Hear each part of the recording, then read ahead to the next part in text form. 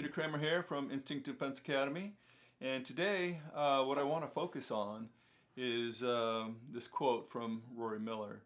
It's one of my favorite quotes that I first ran across when I decided to start teaching some self-defense classes.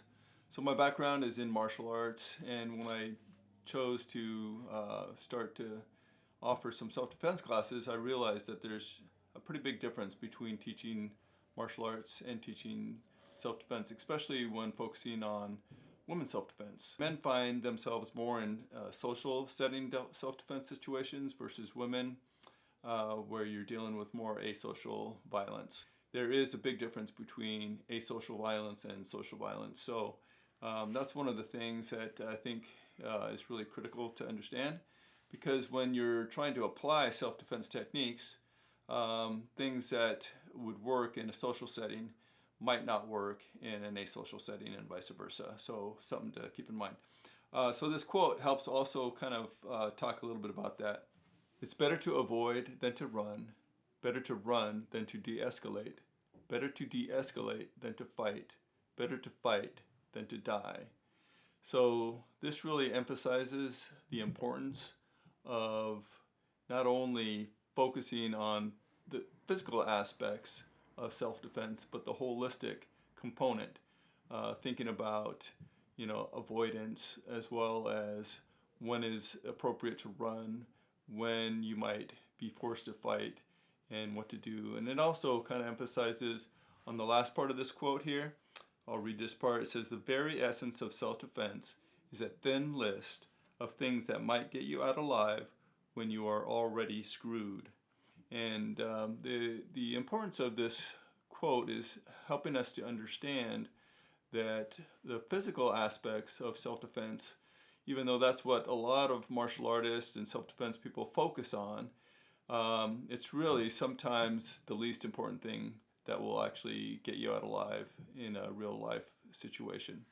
So I want to share a really quick example. So in my childhood, I actually experienced a lot of domestic abuse and witnessed a lot of things, primarily against my mother from my alcoholic and abusive stepfather.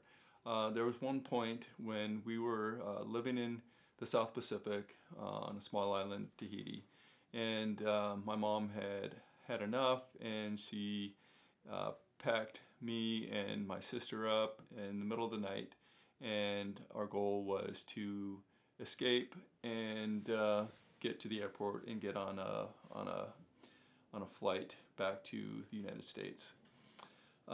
She had a friend that actually worked for the airlines who was going to help us with this great escape, so to speak.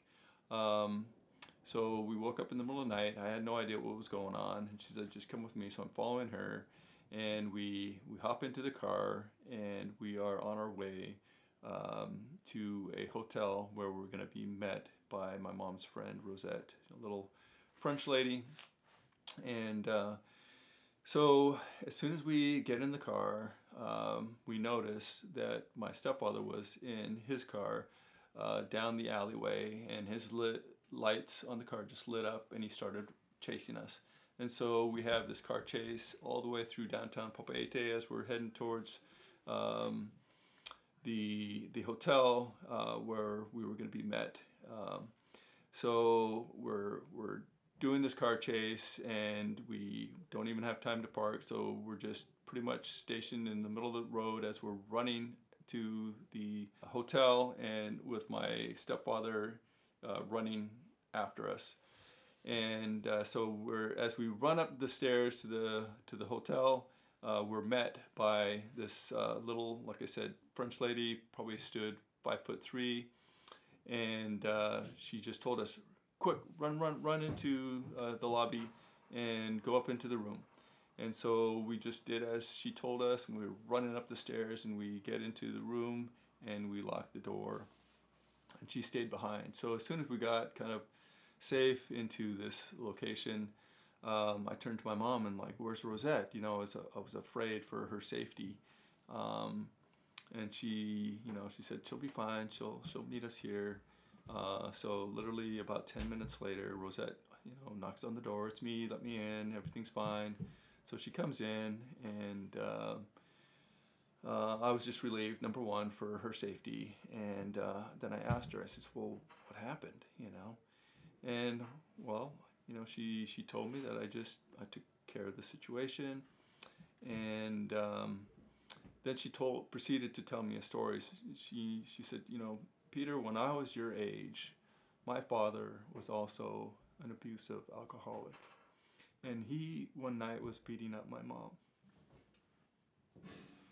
And I just couldn't take it anymore. So I ran into the kitchen. I pulled out the kitchen knife, and I went up to my father. I pointed the knife at him, and I told him, leave my mom alone, or I will kill you. And it worked. He left her mom alone, and that really taught me a very important lesson, that really the true essence of self-defense is very, very difficult to teach.